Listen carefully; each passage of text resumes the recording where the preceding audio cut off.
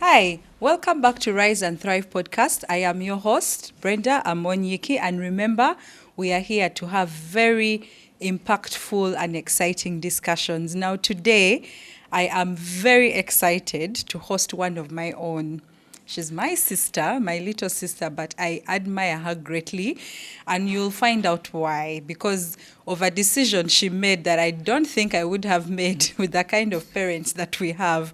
So I'm really excited to have her on the show. Ladies and gentlemen, let me introduce you to Emily Akello. Don't we kind of look alike? We do. Yeah. So she is my young sister. I'll let her introduce herself and then I'll explain why I'm excited to have her on the show. Emily? Hi, Brenda. Thank you for having me. Yeah, my name is Emily, as she has said, Akello Emily. Yeah. I started a business called Spice Cottage. Yes. We supply herbs and spices to homes and restaurants.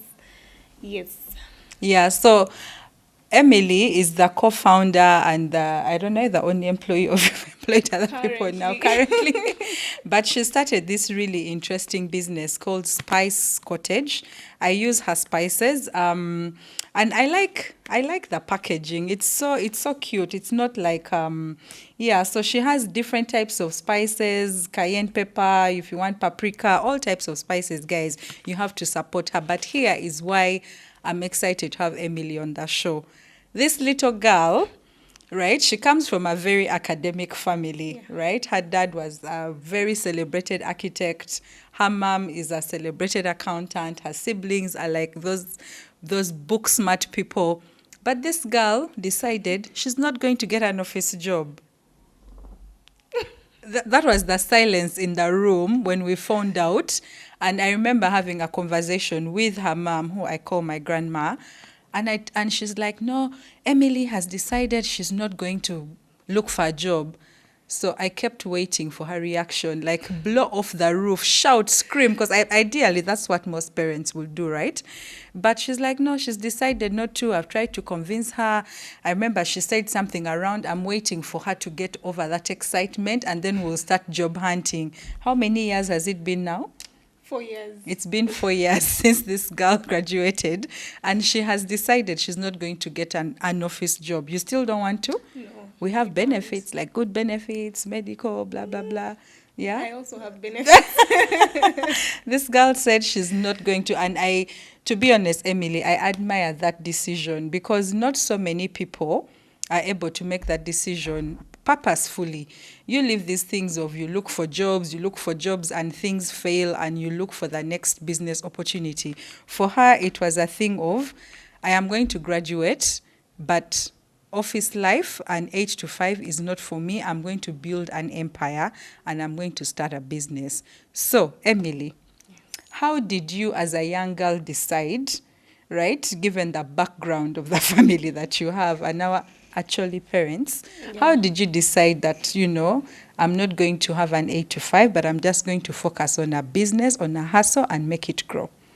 Okay, yeah. So, you see, the way we are raised is when you finish S6 certificate, you get your certificate, during your vacation, which is usually 8 months, our mom gives you the opportunity to learn a skill, a money-making skill. Yeah. One, you should enjoy it, you should love it, it should be a passion, True. but it should be able to empower you to provide for yourself. Which is a good thing. Not so many parents do that. Yes. Yeah. So my elder sister, she's good at languages. She picks them up very quick and she's really good at them. Oh, that's when she learned Chinese. Yes, she learned Chinese. It's just clicking in my head now. Yes, she learned Chinese and after she learned it, she was retained as a teacher. So she started to teach Chinese to other people. So she does this so that since she's a single parent, by the time you go to university, this skill she has empowered you with she will pay your hostel fee, all the necessities. You go with necessities, but the small pleasures of life or the small things you want, you should be able to afford them. Cocktails.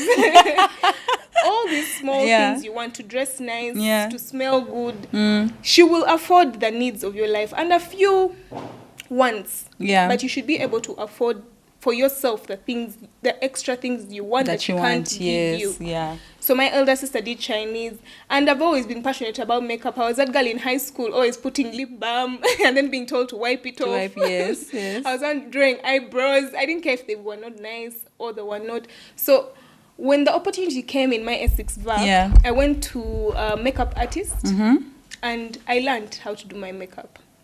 I didn't go specifically to learn how to commercialize makeup. Yeah. So we didn't study how to get clients, how to, on all these things that are taught in masterclasses, makeup masterclasses. It was really the actual skill. It was the skill. Was that the time you were doing makeup classes at Equatoria? Because I remember you used to go to Equatoria. Yes. Ah, is it like a makeup school? It was or a makeup studio. It was a makeup just artist. a studio. It was an artist. So she took you on like a mentor relationship. Yes. Okay.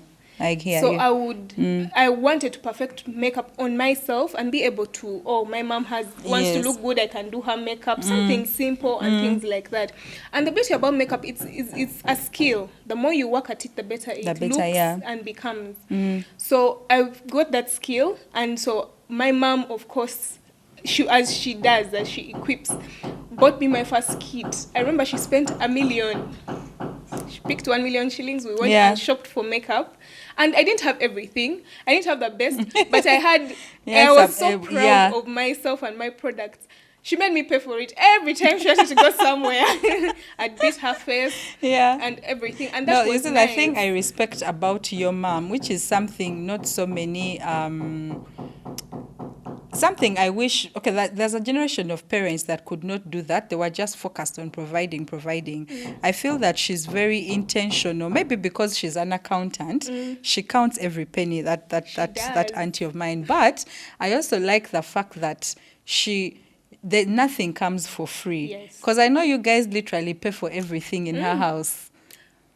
You will not, the way it looks, there's to her, no if free you're an food. Adult, you could move out, but since you're not moving out and you're better working, pay. You can help buy food. You can help. There's no electricity. If she's not around, you can't call. If you're and home, so we don't you have can't this. call. Yaka is about to get done. No, you have to sort it out.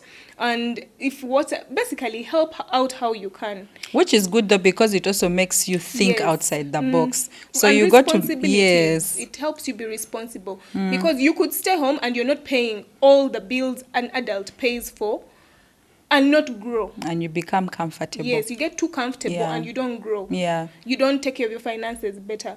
But if you know at the end of the month, I've not moved out, but I know at the end of the month I have certain bills to pay. If it's Netflix for the family, if it's this, it may be small, but it is a bill. It keeps you in check. Yes. So tell me, so you go back to, just to take you back to the makeup classes, so you start having makeup classes. Yes, I did, and I finished. So it came time, I went to uni. I enrolled, I went to uni, and while at uni, I had a kit. And my friends' parties, you're going to the bar. Even the family functions, I remember. Family functions, you beat your face. Or a friend comes, you're beating her face. Or sometimes you'd be broke. And my mom is not the kind of parent who you will call anytime to say, hey, give me this amount of money. Oh, I need this. No. Yeah. You have to figure out, I'm running broke. And a friend comes, hey, I need this. You'd be like, I'm going to do it, but you need give to me pay. 15,000. Yes. Those days that was makeup of 15K. Yes. 20K, 25, So you started earning and running this sort of... So were you aware that it is a business? No. Or for you it was survival? It was survival. I just need to survive. You find in my good moods, I have money, I'm not badly off. You ask me to beat your face, I will beat it for free. Yeah. At that time. So it was, at that point, it was really, really, really survival. Yeah, and also I was enjoying it. Yeah. And I wanted to practice. An opportunity to practice, and every face is different. Yeah. So there are some people who would have faces, and if they give you an opportunity to beat it, you'd be like, yes, yeah, I want to make they have like those structures and everything. So then you start doing this makeup thing. Yes. As a passion, right? Not even a passion. You were surviving. You needed money. And I was living off it. You needed pocket money. You needed to show up at Bandali. You needed to dress well. Yes. That takes you throughout all your campus life. So at what point do you then decide and say, I'm graduating, yes, but I'm not going to look for a job? And at that point, was it still makeup? Did you try other businesses before we reached Spice Cottage?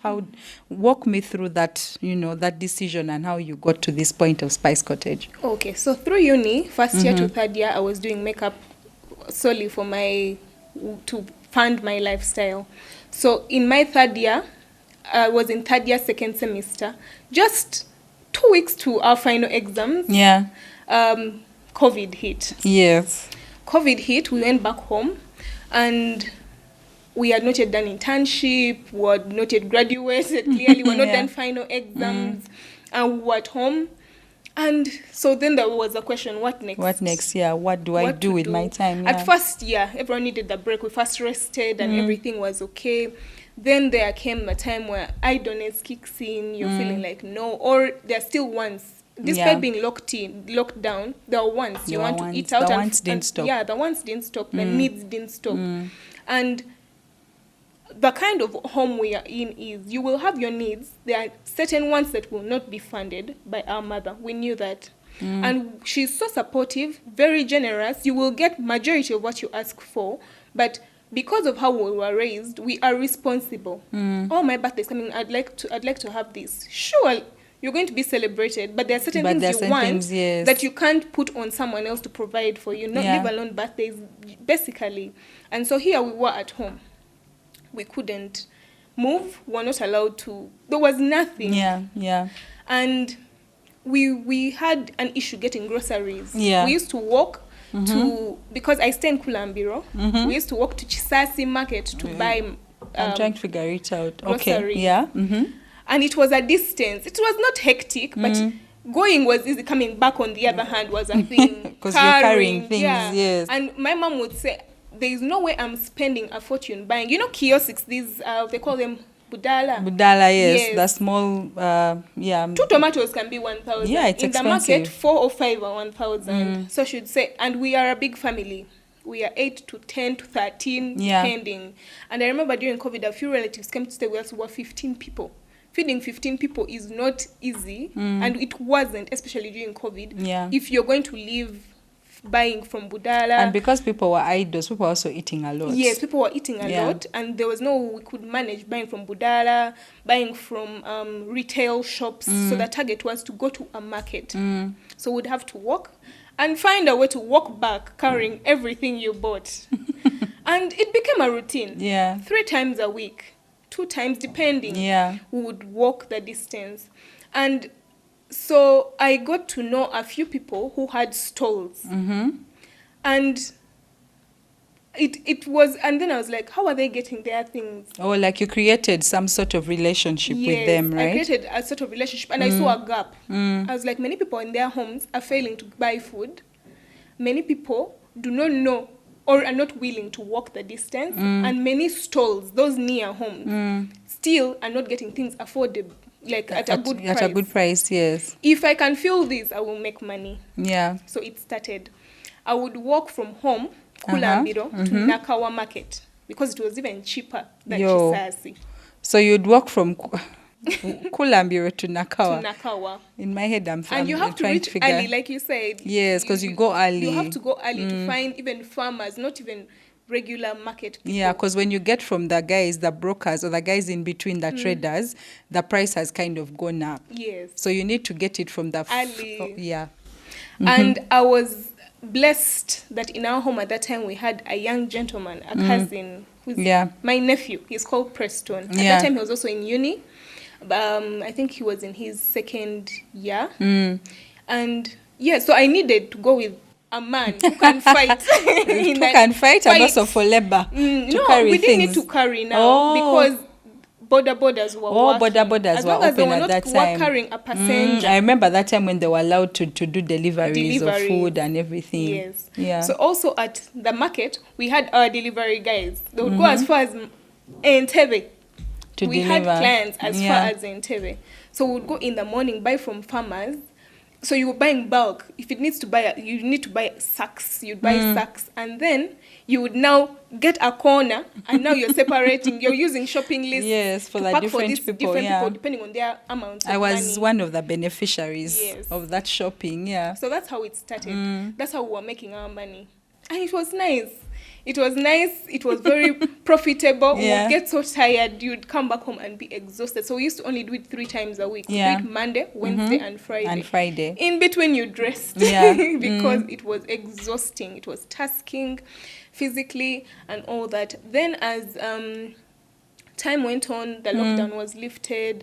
And now people could access food much easily. Yeah. So that business kind of... Yeah, it was on rocks. It was on rocks, yeah, because now people could drive, they could pick up their food, and everything. Yeah. Because you'd pay us for the food, but then the shopping we would add a service fee.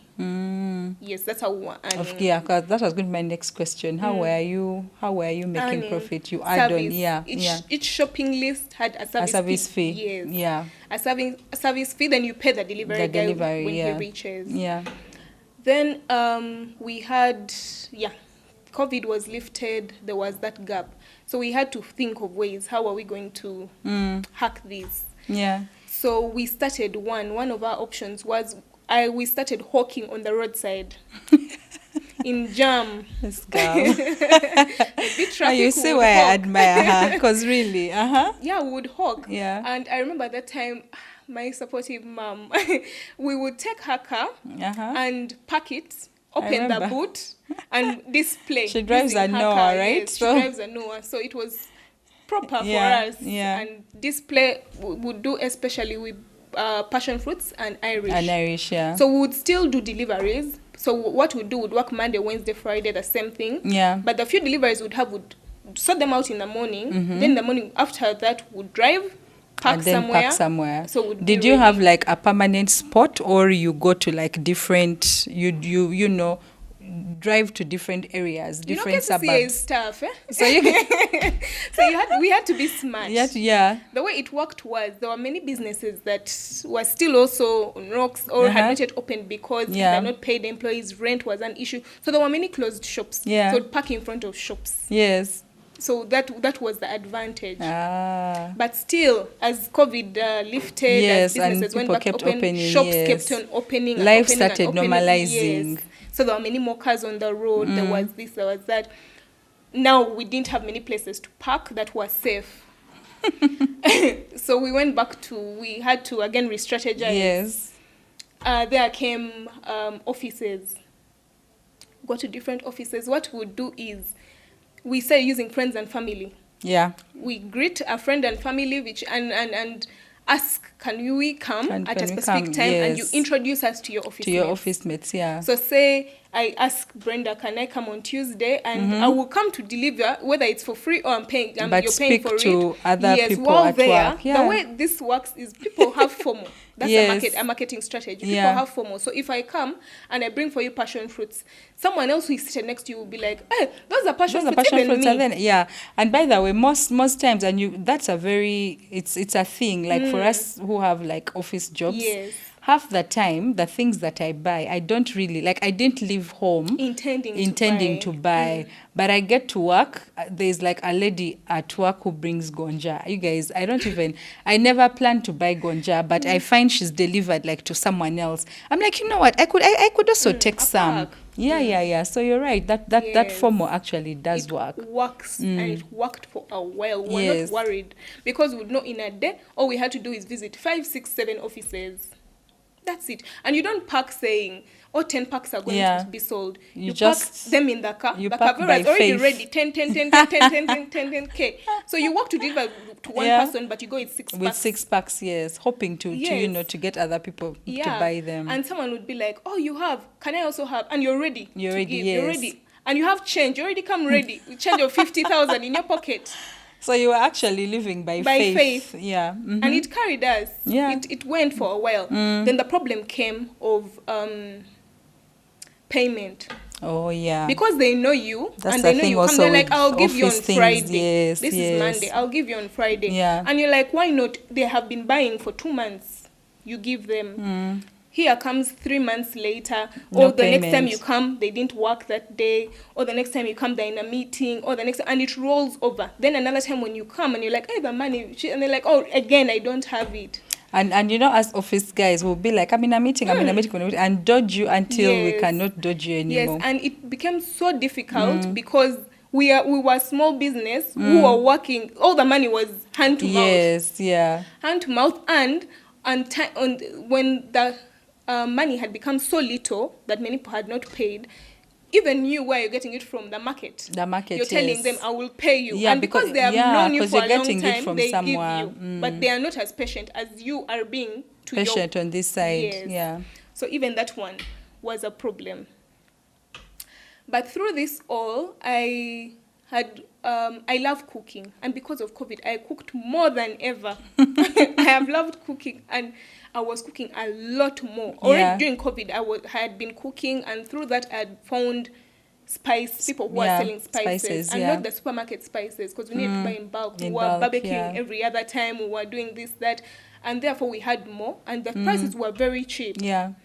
And I was like, compared to what you would get in the supermarket. Yes. Yeah. And also because of COVID, there was health issues. Many people had health issues. There are those who needed to reduce their blood pressure. There were those. And the beauty about spices and herbs are they work. They do work. That's true. For you need to lower your blood pressure, hibiscus. Hibiscus, yeah. Oh, there's ginger hibiscus, for this. Yeah. Yes, this is hibiscus. Things like that. So there are also people, even in my deliveries in office, there'd be a gentleman who would say, my doctor told me I need to reduce this. Help me. I need this. You deliver that. Yeah. Or tea in offices, they always need tea spices. Tea and things like that. Tea masala and things like that. And that's how Spice Cottage was born. Yeah. So when I was having an issue with the market and deliveries issues, and non-payment and all these, the spices on the other hand, I pushed it with the. It started with you're not taking a product without paying for credit. it. Yeah, so you are not taking credit. Yes, completely. That's the way I started with it, and it's working, and it worked. It worked. So even then, with groceries falling back more and more and more and more, this stayed. Yeah.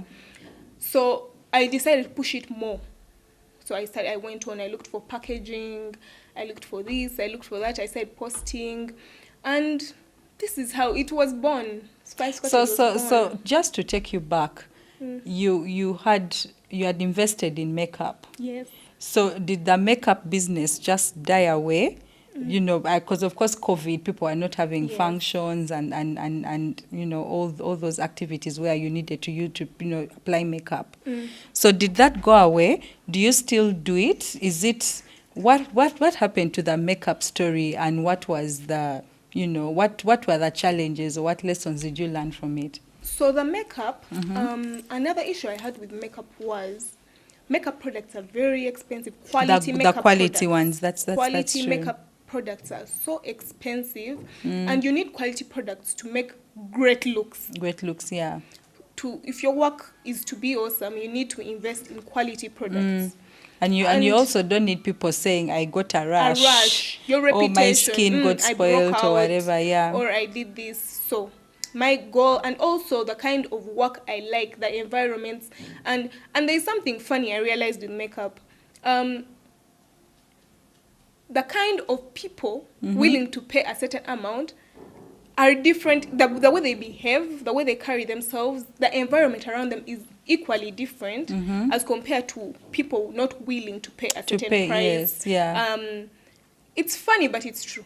So you understood your market. Yes. You knew the people who would be willing to pay. Yes, my goal was to work with nice people, sweet people. Even currently, it's the way I've intended to do business. I'm not willing to do business with people who are not good people. Yeah. I would like you to respect me, respect my riders who come to deliver to you, That's respect important. my money. Yes. And pay on time. Yes, pay on time. If you say you're going to pay when you say you're going to pay. Respect the riders. And generally treat me with respect as I treat you with respect, because you're not giving me your money for free. I appreciate it, it's a but service. I'm giving you a product in return. Yes. So with makeup, it was important to acknowledge that many people were not willing to pay a certain amount. And if I was not getting a certain amount, I was not working. You are not going to do it, yeah. Yes. I was not going to be able to afford the products I need to do a certain kind of work. Yeah. So I needed to be exclusive. And to be exclusive means, especially at the start, to say no. Whether it means you're not earning, whether it's... So to say no to money that doesn't make sense. Yes. So then I like that strategy. So the strategy that I'm hearing from you is, one, you had kind of segmented your market. You knew the market that works for you, the one that doesn't work for you, and what you want to do, what you want to achieve, because you want to do good makeup, reputation risk and everything. So then you decide, this is the caliber of people that I'm still going to give a service to. So is that still happening? Yes, that's still happening. Actually, currently, because of Spice Cottage is my business on my own, it was going to become difficult for me to also run makeup as an individual business. So what I did about a year, if not more, ago, I got with a couple of friends who also know how to do makeup. 2 friends, we actually studied together in high school. And there's a friend of ours who pushed her brand and branded herself so well and her makeup so well that she's a great brand right now. Nasiwa Makeup. Oh, Nasiwa Makeup. Yes. I think she does hair as well? Yes, she does hairstyling, bridal services, hairstyling and makeup. So I work under her, within her brand, as a makeup artist. I think that's a very important point. Because I wouldn't have been possible to run 2 brands. Balancing, because it would be, you would have to, one business would suffer. It would. Even while I'm not running this as an individual brand, it still suffers. When I'm taking a lot of makeup artists, bridal bookings and things like that, I'm putting a lot in my makeup. My spices suffer. It shows, yes. It shows. Because I'm giving more time to one business. So I think that's also a very important strategy. And later on, I will ask about it. I will pack it for later. I would like to know more about partnership, because people are worried about partnerships. Because Ugandans, we've not given ourselves a very good reputation. We favor each other a lot. Not Ugandans, people. People generally, yes. So people are afraid to partner. I think that's a very important point, and I will ask you later on about it. So now the makeup business is still going, but it's more exclusive. It's more exclusive. I only do bridal work. You only do bridal work. Yes. And the casual appointments I take are with a certain caliber of people, a certain amount. I don't go below. You don't go below. You can't afford it. That's okay. We can't work together. Yeah. Yes. I think that's very important. See why I said I'm proud of this girl, because at her age, she's set herself targets and limits, and she knows exactly where she wants to go and what she wants to achieve. And not so many of us can actually do that, which is something I really admire about your work ethic and the way you run all your businesses, but in particular this the makeup business. So now taking you back to the delivery, you said COVID, the COVID restrictions were lifted, everything was getting back to normal, the business was suffering. Then there's the issue of non-repayment. Is that business still running? The grocery deliveries? Yes. How I dealt with that was, there were clients that were loyal, that respected my money, that respected my time, that trusted my choices. And now I rebranded it. I went and re-strategized and came back with it as errand running side hustle. It's not even a business of its own, because this is good to hear. I don't even do only the grocery deliveries. Some of these people evolved into, because some of them became mothers. So now I do baby shopping for them. I think I met, clothes, diapers. There's a time I met her going downtown to buy diapers and clothes and whatever. And I'm like, Emily, what is this for? That's when you told me you are delivering it for someone. So I think that's very important. I think what I'm getting from you is the ability to re-strategize. Because I think about my 10 hustles, and I'm looking at some of them, like now the Irish delivery business. If I had taken a step back and re-strategized and said, okay, where are my money leakages? Yes. Why don't my customers maybe pay half the cost? Or if you're outside the CBD area, delivery is on you. Because now my profits were eaten into because I was delivering to people in Gayaza, blah, blah, blah, and I had to cover the costs because I wanted to maintain, clients. So what I'm hearing from you is you need to set boundaries, right? It's very important. And beyond setting boundaries, it's always good to take a step back and re-strategize. Yes. I like that. So now it evolved from delivering market groceries to now being an errand service. Because let me say something about that.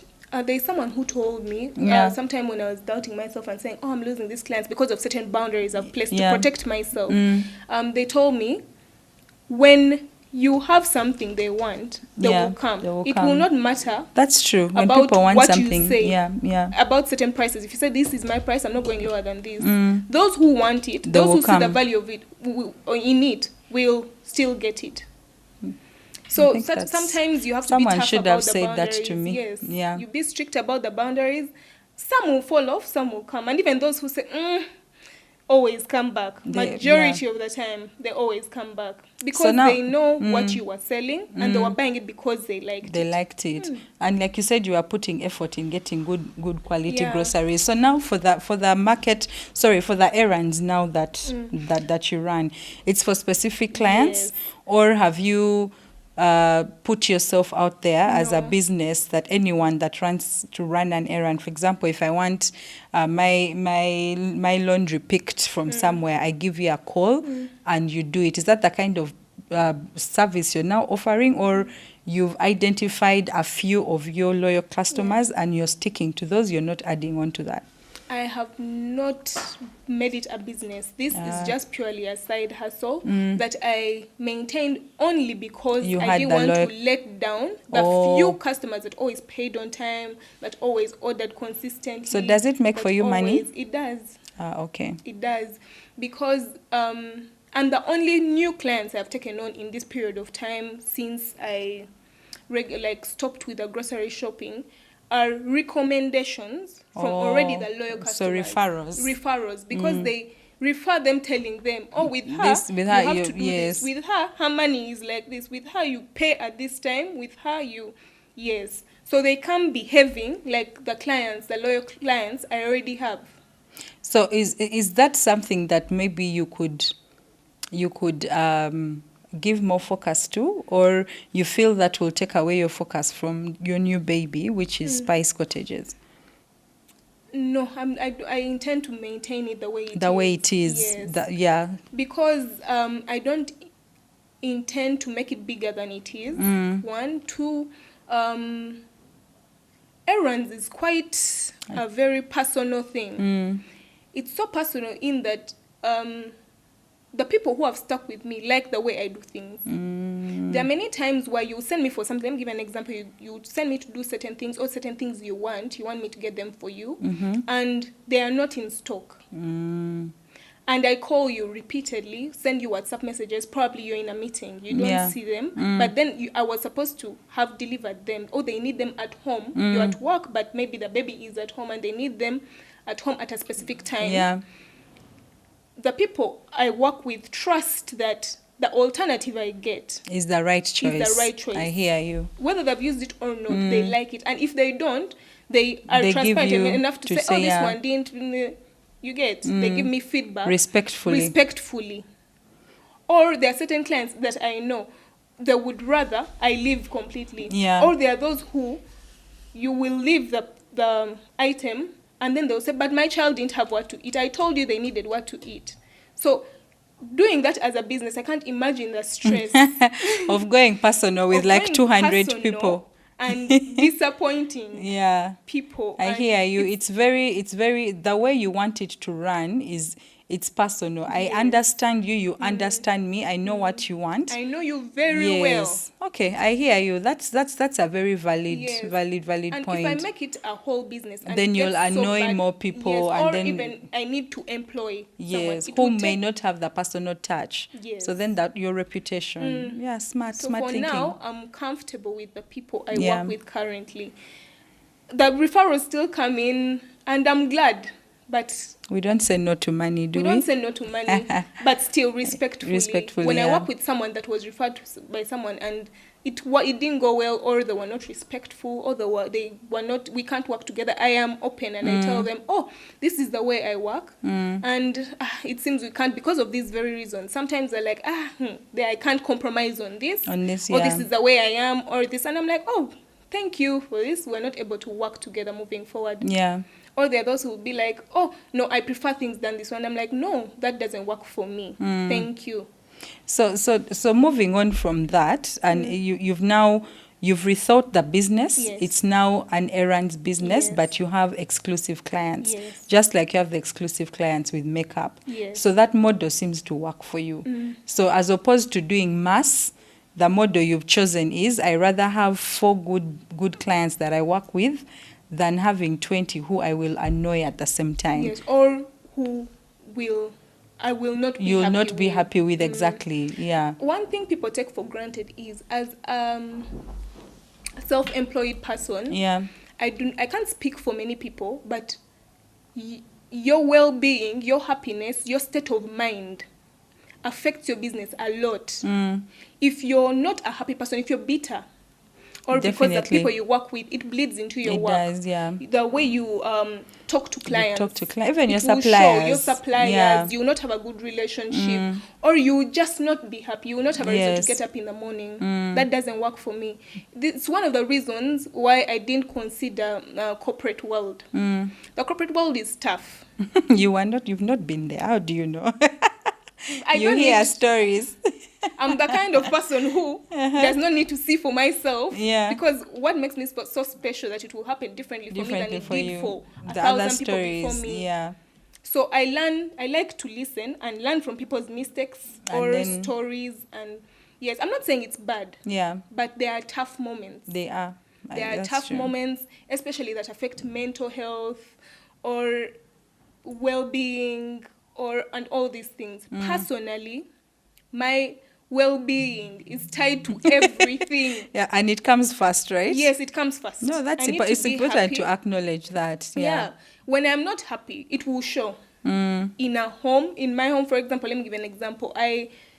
Because of the kind of work I do, food, stuffs and everything, I am responsible a lot for many things at home. For example, the kitchen and small things like this, shopping, and so I find myself managing the home a lot. And when I'm not in a good state, it shows in the home. And you can tell that Emily is not okay. Yes, I'm not okay. I've not bought food in a while, so there's something lacking, which does not usually happen. But now you go to a bathroom, there's no toothpaste, and I do not care because your mental state is not fine. Yes, there's that. Or at work, I am late with deliveries, or I just don't want to speak to clients. So maybe a business that is run online, I am not opened WhatsApp in a day. And yes, so it was very important for me to do something that aligns with what you want, prioritizing your mental state. So now, just to move on to Spice Cottage, how do you do have you had any challenges on the supply side? We've talked a lot about the people that are buying and whatever, because for spices you would have to source, right? Yes. So how has that been? How has that experience been? Do you struggle? Are there any learnings that you've had to any learnings that you've got from the supply side?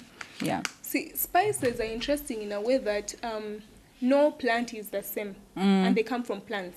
Let me give an example of cinnamon. Cinnamon is the bark of a tree. No tree is the same. You can have 5 mango trees it's like human beings. You can't be the same. They can't be the same. And I wish people understood that about natural products. They can't be the same. So there is try and error. One batch will not be the same as the other batch. it's important to know how quality products look, smell, and all these other details. And that takes experience. It does take experience, and also try and error. But so you get samples and you try them. This one works. So you get different suppliers for certain things. Yeah. This one cinnamon is better than this one's cloves. Yeah. But then the cloves that this one has the other one is It's so it has to do with. So you have to like learn how to balance on the supply side. Yeah. And also create great opportunities. And also the way you interact with them matters a lot. Because many times you meet people who will not lose anything by filling you in on the juice, on like where they're getting certain things. Where they're getting their things from, people keep that. It's like a trade secret of sorts. But you meet certain people depending on how they relate with you, depending on who are willing to tell you, hey, this, I know someone who sells this, or I have a contact maybe in Tanzania who can bring it for you, or different things like that. So suppliers are try and error. There are many things we don't grow in Uganda. Many spices. There are many we have, but there are also many we do not have. Yeah. But we are close to Mombasa, Tanzania. They are known to import spices at the coast, and then they always send to Uganda. Also, you have contacts at these different places. Yes, different places. So depending on if you can get away with the taxes, if you can... Taxes are a problem, right? All the time. Problem. Yeah. So how you intend to, in a specific time in your business, how you can manage. There are times you cannot manage to buy from people in Mombasa, from Tanzania, so you buy from the people who have already bought into the country. Yes, so so then you buy from that takes up the cost, right? It does, but then... Like I said, you will still find, if you know how to find gems, or if you know how to talk to people, you will find the gems. I remember one of the uncles I live with at home made a joke because every time when you hear me talking on phone, you hear me speaking Luganda, and it's so funny because I said speaking Luganda not recently because we don't speak Luganda. Years. Yes. It would be broken, but now it's getting better and better. Because I'm always you're on the phone, yes. Arguing, haggling, or there's someone hooting at the gate. A border guy has come to pick something, he's taking something, and he was always, whenever they find someone and they're at home, even before they say what they've come Emily's to do, they're looking for Emily.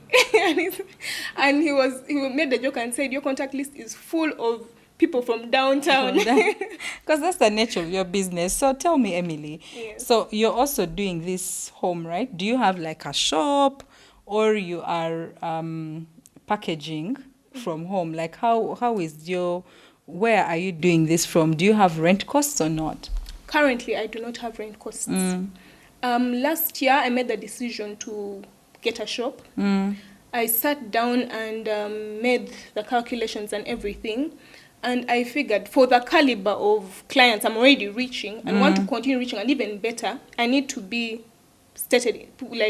located in a specific place.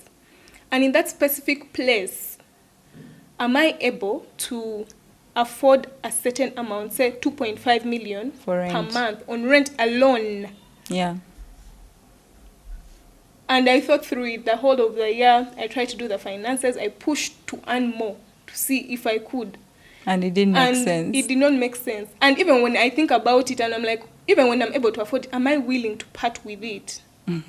Probably when I'm earning a lot more, yes. But now it doesn't make sense. But right now it does not make sense. So the thing I like about the way you run, or the way you've handled all your businesses, is the ability to sit back, think through things, re-strategize, and make informed decisions. Because you see, the challenge that I had personally is that not taking time to think part.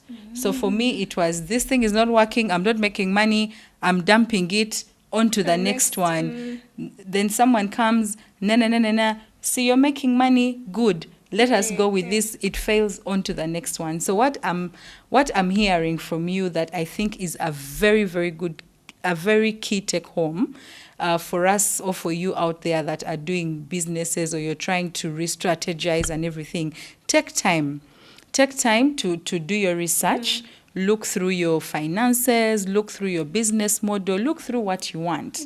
And talk to people. That's like doing your research and make informed decisions and re-strategize.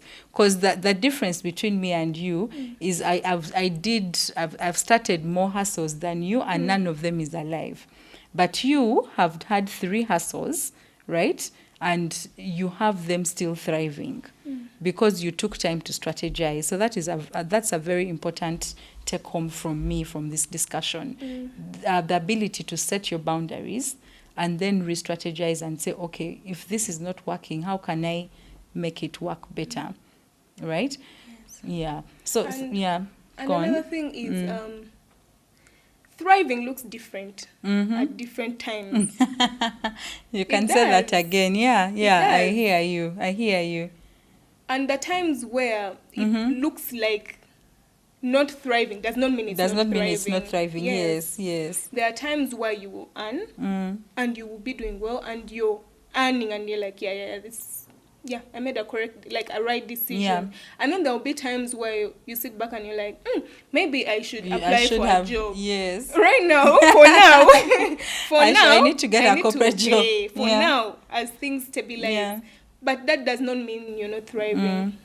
So tell me, as we come to the end of this discussion, because I think they are very important. I feel like we can go on and on and on. Like there are 3 different topics that I feel we can dig deeper into. Yes. But how have you, I said I'd pack the question of partnerships. Yes. How have partnerships played an important role, of course, like with the makeup thing? And how do you then, how do those relationships materialize that for all these, like maybe 2 or so years that you're working under partnership and it's working well for you? Yeah, how have you managed that, and what has been your experience with partnerships?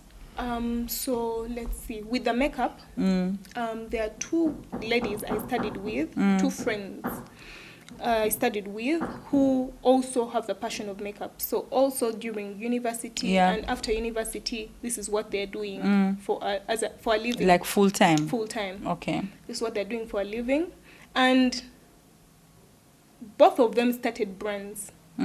But of all of us who started makeup as a business, there's one of us who pushed and was more consistent and who gave it more than we did. Yeah.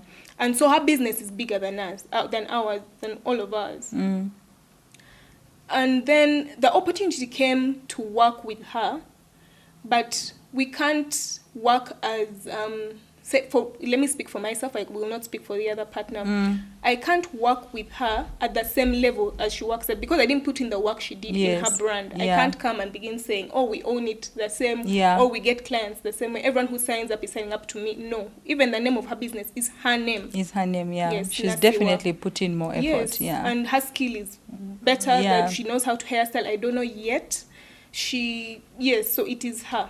And even when the clients are booking, they are booking because of her brand. It's her brand. She has built this brand and everything. So we come in as assistants. So we have clients, or say we go to work at a bridal party. It's a bridal party. We're working with people. It's a bridal party. There's a bride, matron, and maids. So we go, these are 7 people. So we are 3 who work on these people. The priority will be the bride. She will work with the bride. Or she'll work with the bride, and then you guys work on all the other. Yeah, we work on everyone. So did you have to document this relationship? Do you have like a contract? No, we don't. Or it's just, it's agreement, but it's very formal. It's informal. It's not informal because if you have no contracts or signed, did I make it formal? So it's it's a gentleman's agreement. Yes, it's a gentleman's agreement, but it has been respected. And we respect each other, and we are very transparent with each other. If something goes wrong that we don't like, one of us isn't happy, and this, you have a conversation. We have a conversation, and so even the clients we take on book, and even if she's not available to work, one of you can take on that job. Yes, that's the way it works. That's interesting, because I know partnerships, just for the way it's working for you. But also in terms of financing, because there's opportunity for businesses to partner with others in terms of financing, in terms, like, not for you, it's a strategic partnership, Yes, right? yes. So many people fear that because I think what's important, like now for you, you know the people that you're partnering with. So it's important to do your due diligence. And that's not enough. It's also important to know where each person stands. Yes. So you, some people don't want to hear certain things. For example, you start working together, you're all putting in the work, but some people don't want to hear that it's my business. It's my business, yeah. You're working in this role, this one is working in this role. But it's my business. Yes, it's so very it's important to have the hard Yes, conversations to have the hard at the start. To say, I put in this work for this, this is mine, and you come in this role. It's important to say with your mouth and the other person hears, or on paper or something, to state each person's role and each person's take. I think even paper is good, yeah. Yeah, even financially, it's important to say this is what you take when we go to work for this. This is what we earn, and this is how we split. Yes. That's very important, okay. yeah. And so even before you start working, we know this. It's important then, because then you don't have that confusion of, I did makeup on 3 more girls, so I deserve more money. So it's good that you have all those, you've set boundaries, although it works for you that it's informal and gentleman's agreement. But for the listeners out there, I think it's important to formalize these partnerships, right? Especially if they involve money and what they call service level agreements. Like, those are things. Partnerships are good, but it's good for you to be clear, like you said from the beginning. And it's better when you have like contracts or something written and signed. So now, Emily, here you are deciding that you're not going to go into formal employment, you're going to stick to the informal sector, right? Which I also don't like the formal and informal, because who said the other one is formal and this is informal? So I will stick with, you decide to do business as opposed to having a desk job, right? So how has that, like your friends, has that impacted like the way you relate to them? Because most people will say, okay, if you're a business person, maybe you don't have debt. There's that pomp that the corporate world gives you. Has that affected your relationship with your friends, or did you have to come back and make more friends within in the business world that speak your language, right? How has that been for you? There are certain moments where, let me give an example of when business is tough. When you run a business, when you're surviving on businesses only, income is not... Yeah, sometimes it's very here and there. It's not guaranteed that at the end of the month, at the end of the week, or whenever, you will get a certain amount of money, or you'll get any money at all. As compared to people who are employed, they know at the end of the month, it doesn't matter. Could have been sick. Could have had a tough time, but they get paid at the end of the month. The benefits of the 8 to 5, So there are times where I'm like, this one, and then even advice. Sometimes when you're talking to someone, when you're having a tough time, you're talking to them for them to listen, not to advise. And their advice is, this is not working, but this can work because I'm doing it and it's working. Or you get a job.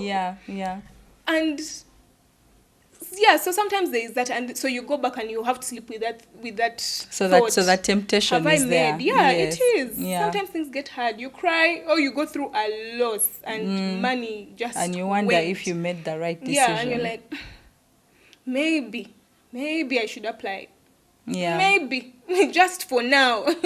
But there are also times, there are moments where one of the biggest benefits about being self-employed for me, like I said, mental health.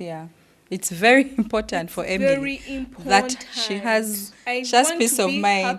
That's to be happy. My priority in life. It's a family thing. Nothing matters. That's true. My mom, that's what she keeps on saying to each of us. Nothing matters more than you being happy. And I think it's very important, because sometimes the rat race can really take a toll on you. It really does. Okay, yes, you got some money at the end of the month, but you were at what cost? Struggling through it. So it matters to me that I am happy. It matters to me that I have peace of mind. It matters to me that I can sleep. It matters to me that I can laugh when other people are laughing. Yeah. So it's very important that you were in that space, yes. or you got into business, right? Because for you that is what's important to you. Yeah, and it can't be guaranteed. Yeah, in a it form can't. of, Yeah, but also business has stress, like you said. does. You'll cry, you'll do this, but you'll then make also losses. There are good times. That's what I'm trying to tell you, because also these people that are employed, the employed friends, my friends that are employed, have tough times. They also have good and bad times. Yeah. So then when they're also having tough times, and me, I'm okay.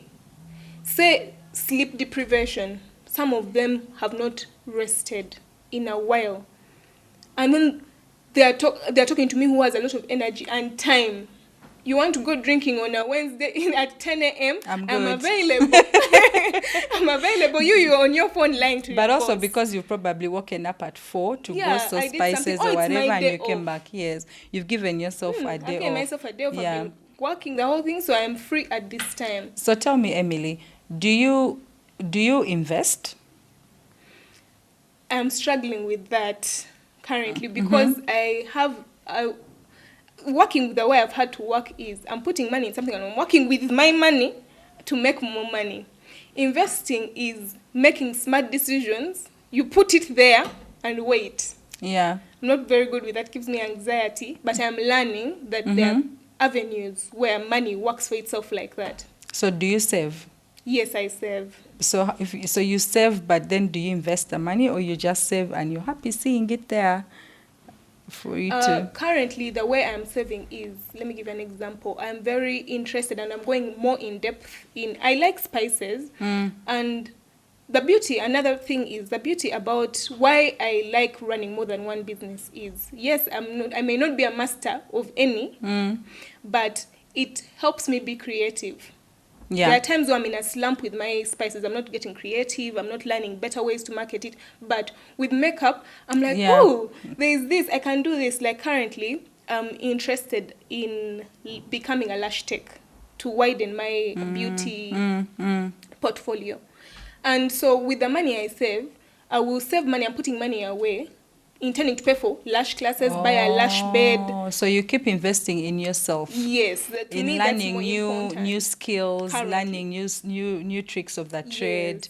I think that's also it's important. Yeah. It's an investment because you're investing in yourself to make more money. And the money I put away, I'm putting away more money. Then there's also this fund that I'm putting away to go and learn wig styling, hairstyling. So that I can do I already do bridal makeup. I'd like to do but now you want hair to do hair as well. Yeah. So currently that's the kind of investment. So you're saving with a purpose. So you're saving with a purpose to reinvest in your skills so you can grow the 3 businesses that you're running.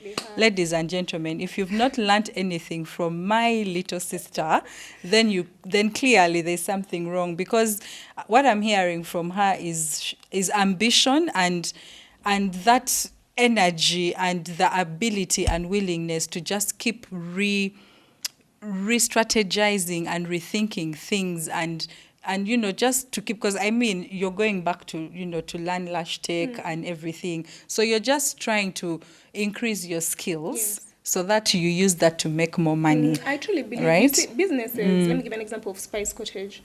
It can, let's say, prices can get so high that I'm no longer able to sell. I'm not making any more money from it. But my skill can be taken away from me. It can't, I will forever know how to do makeup. I'll forever know how to, when I learn, I'll forever know how to do hair. I'll forever know how to do lashes. I think also for me as a parent, my takeaway is, like what your mom did, it's very important to teach your children a skill. Beyond math, SST, science, it's important for them to learn a skill. Like your sister speaks Chinese, she can go and teaches. She can go to an university. There are many businessmen who go to China and want to learn Chinese. So the world cannot all be doomed for her. Right, which is I think that's if you're a parent out there, this is something that we need to do differently. So as we come to the end of it, Emily, I'm really proud of you. If I don't say it enough, I say it all the time. I'm so proud of you, and I feel with what you're doing now, it's just a matter of time, and this empire is going to, it definitely will. You just keep reinvesting in yourself, and I really, really like that about you, the fact that you rethink and redo things so it can, work for you or in that situation. So now, Spice Cottages, guys, if you're not buying spices from Spice Cottage, really. Yeah. So where we shall link the number. Instagram Yes, yeah, her contact, her number will be linked here. So if you want to contact her also, you can reach out to me directly and I'll be able to. Right now she has no shop, but she does deliveries. Yeah, so you have different packages, right? There are the bottled spices and those that are in this kind of packaging. So guys, support Emily, and I hope you guys have learned a lot from her today. I promised you guys that we shall rise together and we shall thrive together. And I mean, this session has just been about learning all the tricks, right, for us to thrive in our businesses. Thank you for coming along with us today, and thank you, Emily. It was an honor having you on the show.